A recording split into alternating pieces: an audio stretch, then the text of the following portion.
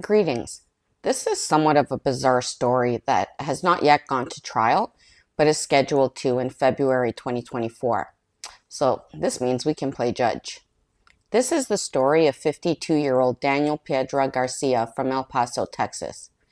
In April, Garcia underwent knee surgery after a metal rack fell on him while he was working as a diesel mechanic, and as a result, he lost wages. He decided to pick up some extra work that he could perform while sitting down. So about 3 weeks prior to the subject incident, he started driving for Uber as a second job to help make ends meet for his family, his wife Anna, and his 16-year-old nephew Luis, whom they had raised since he was an infant. On June 16, Garcia started his day by making coffee for his wife. He asked her to make him a burrito because he was going to be out for the day. Then he left because he had an Uber pickup. This is 48-year-old Phoebe Copas from Tompkinsville, Kentucky. On June 16, 2023, Copas was in El Paso to visit her boyfriend, J.C. Knott. She ordered an Uber to take her to the Speaking Rock Entertainment Center at 122 South Old Pueblo Road to meet her boyfriend, where he was employed. Garcia was assigned to Copas' request for the Uber. He was near the end of his workday, but picked up the rider anyway. Garcia was following the assigned route on US 54 southbound in south central El Paso to Copas' destination. Copas is not familiar with the area, having only been there once or twice before.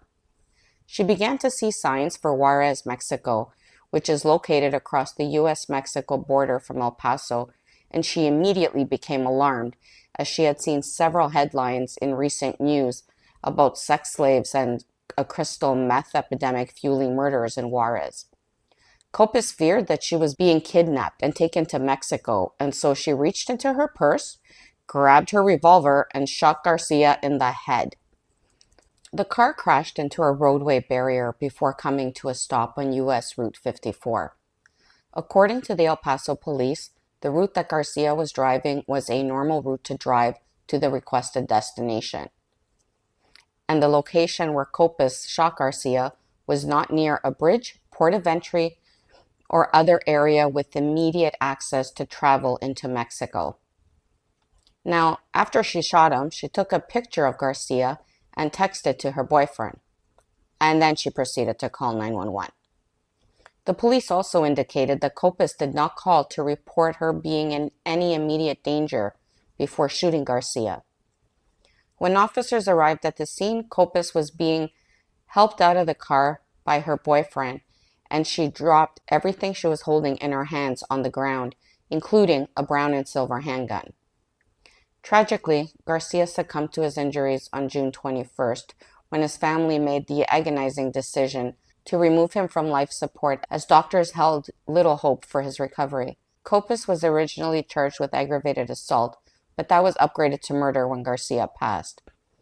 Copas' lawyer says that when she noticed the signs for Juarez, Mexico, she feared she was being kidnapped.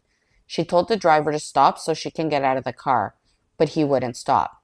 He also said that she tried to open the doors so she can jump out of the moving vehicle, but the child locks on the doors were engaged.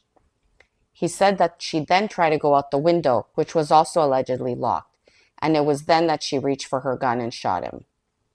A plea deadline is set for December 6.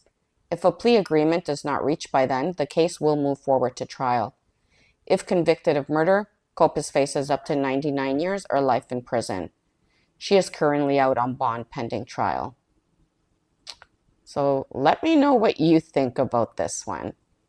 Again, thank you for watching. I look forward to seeing you in the next episode.